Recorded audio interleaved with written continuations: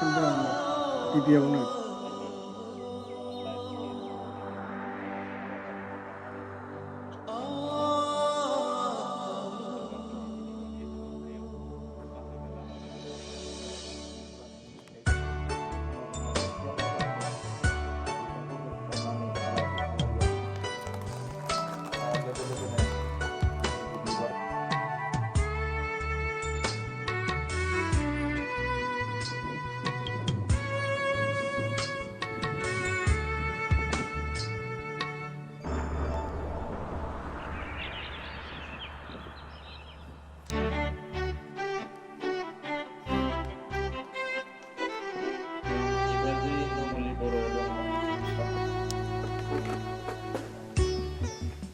দৰং জিলা কমিটি এপছুৰ সেই সময়ত সভাপতি আছিল আৰু 1998ত বিশেষ এটা মানে ঘটনাত তেওঁ মৃত্যু হ'ব লগা হৈছিল বা শহীদ হ'ব লগা হৈছিল ফৰদানা दैमारी তেওঁক আজি আমি স্মৰণ কৰিছোঁ আজি দিনটোতে তেওঁ মানে মৃত্যুবৰণ বা শহীদ হ'ব লগা হৈছিল আমি তেওঁক স্মৰণ কৰি পেলাই তেওঁৰ যিখিনি আদৰ্শ আৰু নীতি নিখিল বড়ো ছাত্ৰ সন্থাৰ দৰং জিলা কমিটিত থাকি পেলাই বড়ো জনগোষ্ঠীৰ উত্তৰণৰ কাৰণে বড়ো জনগোষ্ঠীৰ প্ৰতিষ্ঠা আৰু আমাৰ আত্মনিয়ন্ত্ৰণৰ যি বড়োলেণ্ড যি আন্দোলন আছিল সেই আন্দোলনত তেওঁ যেনেকুৱাকৈ আগভাগ লৈছিল সেই গোটেই কথাবিলাক আজি আমি নৱপ্ৰজন্মক জনোৱাৰ কাৰণে আমি চেষ্টা সদায় অব্যাহত ৰাখিছোঁ আৰু আজিৰ দিনটোত তেওঁক মই স্মৰণ কৰিছোঁ ঈশ্বৰৰ ওচৰত তেওঁ যি স্বৰ্গীয় আত্মা এইটো মানে সদায় শান্তিৰে থাকিব পাৰে আৰু আমাৰ যি পৰিয়াল আছে তেখেতৰ পৰিয়ালক আমি সদায় সহায় সহযোগ কৰাৰ কাৰণে আমি সদায় যত্ন লৈ আছোঁ তো আমি আশা কৰিম যে আগন্তুক দিনত তেওঁ এই যি স্মৃতিৰ যি মানে পবিত্ৰ ঠাই সেইখন আমি বৰ্তমানৰ যি চৰকাৰ সেই চৰকাৰৰ লগত আলোচনা কৰি পেলাই এটা সুন্দৰ পৰিৱেশত আমি ৰাখিব পাৰোঁ যাতে এইটো আমাৰ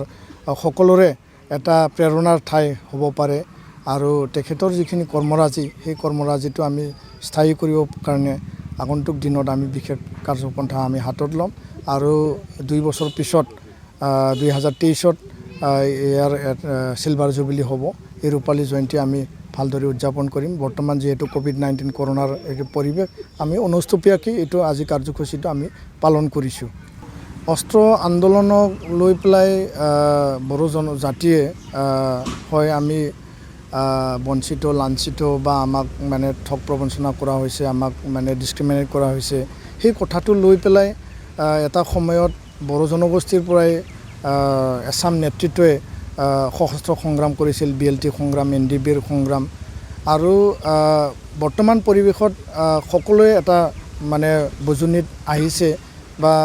গণতান্ত্ৰিক দেশত গণতান্ত্ৰিক পদ্ধতিৰে আলাপ আলোচনাৰে শান্তি সমাধান কৰিব পাৰে আৰু এই কাৰণে যোৱা 2020-27 জানুৱাৰীত তৃতীয় যি বড়ো চুক্তি বা বিটিআৰ চুক্তি এইটো সম্পাদন কৰা হ'ল আৰু বৰ্তমান সকলো অৱসান ঘটাই শান্তি প্ৰতিষ্ঠাৰ কাৰণে বা উন্নতিৰ কাৰণে বা এই অঞ্চলখনৰ বসবাস কৰা সকলো জাতি জনগোষ্ঠীৰ সৰ্বাংগীন উন্নয়নৰ কাৰণে আমি প্ৰচেষ্টা অব্যাহত ৰাখিছোঁ এপছুৰ তৰফৰ পৰা আৰু চৰকাৰে ইয়াৰ আঁচনিবিলাক তৈয়াৰ কৰা হৈছে তো তেনে এটা পৰিৱেশত অস্ত্ৰ আন্দোলন অলৰেডি বড়ো জাতিয়ে বিদায় দিলে আৰু বড়ো জনগোষ্ঠীৰ পৰা পুনৰবাৰ অস্ত্ৰ আন্দোলন মানে হোৱাটো আমি কেতিয়াও নিবিচাৰোঁ আৰু বৰ্তমান আমি শুনিবলৈ পাইছোঁ যে এছাম যুৱকে হাতত অস্ত্ৰ তুলি লৈ পেলাই জংঘলত গুচি গৈছে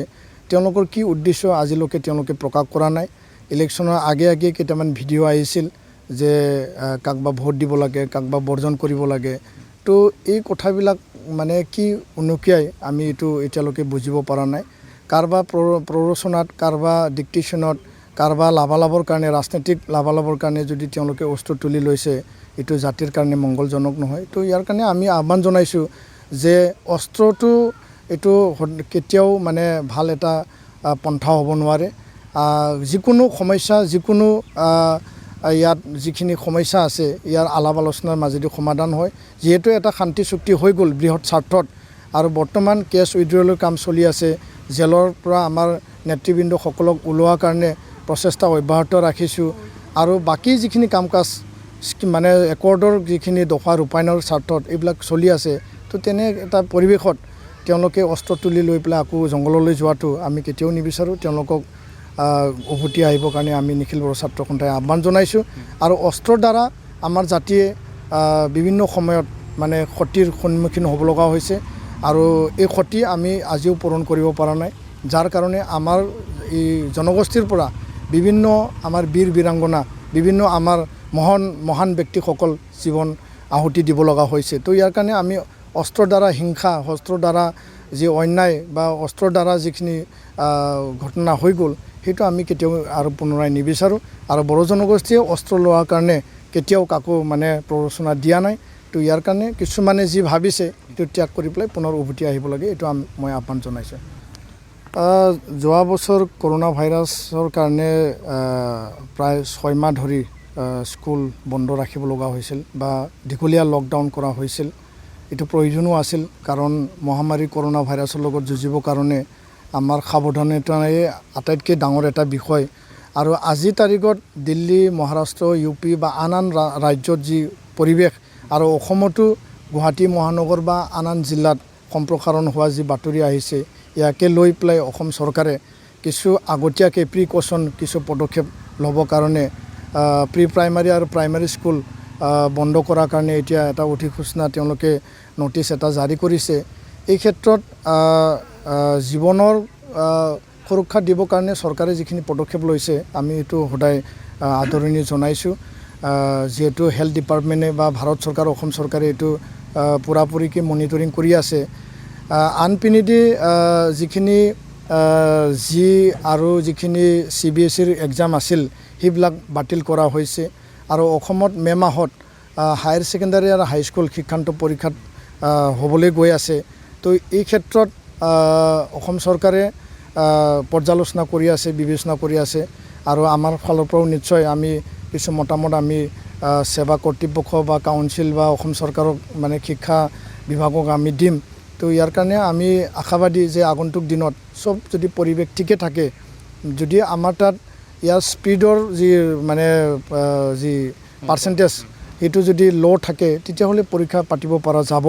আৰু যদি ইয়াৰ সংখ্যাটো যদি অতিমাত্ৰা যদি বাঢ়ি যায় বা ইয়াৰ সংক্ৰমণটো যদি স্পীডটো বাঢ়ি যায়, তেতিয়াহ'লে ইয়াৰ মানে অল্টাৰনেটিভ এটা বিকল্প ৰাস্তা ওলাব লাগিব, যাতে ছাত্ৰ ছাত্ৰীৰ জীৱনতো মানে